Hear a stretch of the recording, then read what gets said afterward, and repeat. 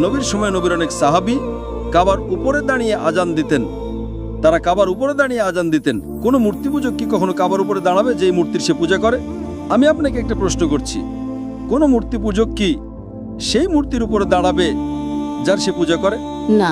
সুতরাং এটি প্রমাণ করে যে আমরা মুসলিমরা কাবার ইবাদত করি না, আমরা হাজরে আসওয়াদের ইবাদত করি না। এটা শুধু একটা কিবলা। আমরা ওকে বিশ্বাস করি।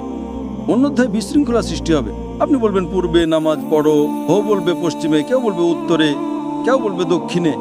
তাই ঐক্যের জন্য বিশ্বের সবাই কাবা মক্কার দিকে মুখ করে এবং আমরা একই দিকে ফিরে নামাজ পড়ি। আশা করি উত্তর পেয়েছেন।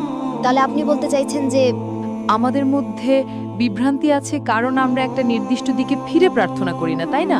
অবশ্যই কোনো নির্দিষ্ট দিক নেই, কিভাবে কোনো কারণ আপনার স্বাধীনতা আছে। কোনো ঐক্য নেই। কিছু খ্রিস্টান দক্ষিণে প্রার্থনা করে, কিছু পশ্চিমে, কিছু পূর্বে। কোনো ঐক্য নেই, সব দিক ভিন্ন। আচ্ছা তো সেটা আপনার প্রবলেম, আমার নয়।